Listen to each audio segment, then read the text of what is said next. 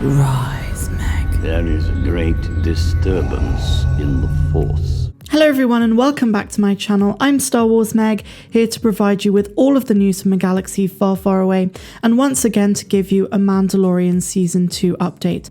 So here we are with just 2 episodes of Season 2 left. It's been an absolute roller coaster and I've loved every moment of it. So Chapter 15 drops in just 2 days and I'm super excited to see how the penultimate episode of Season 2 of Mando is going to play out. At this stage we really don't know in which direction it's going to go with, but we can almost guarantee that there's going to be a cliffhanger right at the end. So I'm just going to cut all the jibber jabber and get straight into the news update. So we're going to be speaking about Sabine Wren very shortly, but first of all let's talk about Boba Fett. Just like all the other characters, or at least the main characters from Season 2 so far, they've all been given a poster and now Boba Fett has one as well. It looks epic because he is in his original armor, or rather a mixture of his Tusken Raider Tatooine look and that of his original look from Return of the Jedi. I'm not gonna lie to you guys, before Chapter 14 dropped, I thought the Boba Fett poster that we were gonna get was just gonna be of him in his robes, and I didn't really like the idea of that because it doesn't really signal Boba Fett vibes in sort of the way we've known him from the original trilogy. So this is really cool and they've really done the character justice. So now let's move on to talk about Sabine Wren and the main topic of this news update. So obviously we got Ahsoka Tano in Chapter 13, The Jedi, and a lot of people have been wondering, well then where is Sabine Wren? Obviously at the end of Star Wars Rebels, Sabine and Ahsoka went into hyperspace to go and find Ezra Bridger, who was with Grand Admiral Thrawn. So this article states, Star Wars Rebels actress would get major makeover in a heartbeat for live action Sabine. This season of Mando has seen 2 beloved animated characters make the jump into live action, Bo-Katan Kryze portrayed by Katie Sackhoff and Ahsoka. Now though, Tia Sircar, who obviously played Sabine Wren, or rather voiced Sabine Wren in Star Wars Rebels, says she is interested in playing the character in a live action appearance. To do so, the actress would have to sport a much shorter hairstyle and also dye her hair bright purple. But if it means she gets to bring the beloved character to life, the makeover wouldn't slow her down in the slightest. With Sabine being a Mandalorian herself, we surely shouldn't rule out an upcoming appearance. I would even make the argument that we are going to see her very soon in the show, either at the start of Season 3 or potentially even in the finale, who knows? Because we know that Mando, or Djarin, is going off to recruit allies such as Mayfeld and potentially even the Armorer. It is possible that he's going to recruit Bo-Katan again, and she might be in contact with Sabine Wren, who knows? So the reason this conversation came about in the first place is when a fan on Twitter asked the actress about her interest in playing the character and sporting a new hairstyle, and she confirmed to play Sabine Wren in a heartbeat. Now, with the exception of Katie Sackhoff, who transitioned perfectly into live action form as Bo-Katan Kryze, there is always the conversation of who should portray characters in live action. Now, of course, you know, if they are able to make Tia Sircar look almost identical to how we would expect Sabine to look in live action, then they should go for it. But I just don't see her look being suitable for Sabine Wren. She's great as the voice, and I don't mean any disrespect or to be rude or anything, but it just doesn't seem like an appropriate match for how one would expect Sabine to look in live action. But you let me know what you think of this in the comments down below. Also, feel free to share with me your opinions and theories as to where Sabine Wren is at this point in the timeline. I think they need to answer that question eventually.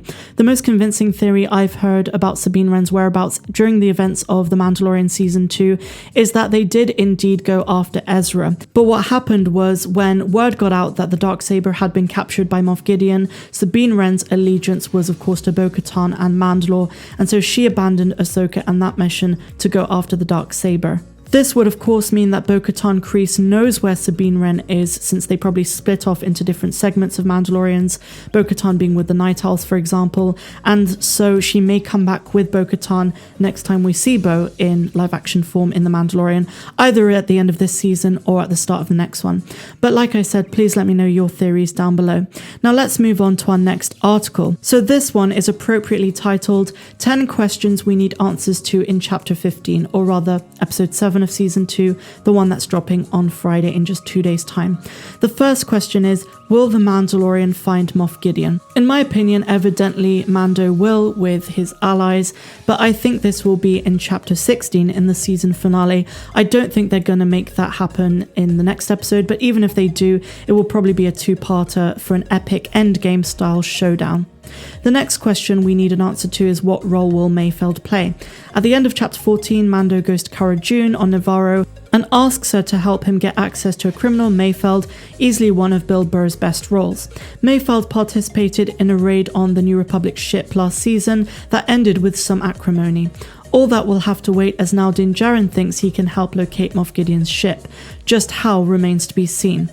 So the next question is, what is Moff Gideon's ultimate plan? Moff Gideon's intentions have been obvious from the start. He wants Grogu, and he wants him for his cloning project, but it's not too obvious at this stage if the cloning project is going to turn into what becomes Palpatine, or rather the creation of Snoke in the process. We don't know if that project is going to be separate to what we see in the sequels, or if it's going to tie in some sort of way. We don't know if he's in contact with Grand Admiral Thrawn, or how Thrawn will play into Season 3 of Mando, given the fact that he was name-dropped in Chapter 13, The Jedi. The next question is probably one of the most interesting ones in this list, and it's, will Boba Fett play a role with the clones? A major question about Chapter 15 and the rest of the season concerns one of the more important clones in all of the Star Wars universe. Boba Fett is back, and now he's committed to helping Din Djarin rescue the child Grogu. What will he learn about Gideon's interest in clones? What will he reveal about his own cloned past? The next one is, was Boba Fett looking for the armor for 5 years?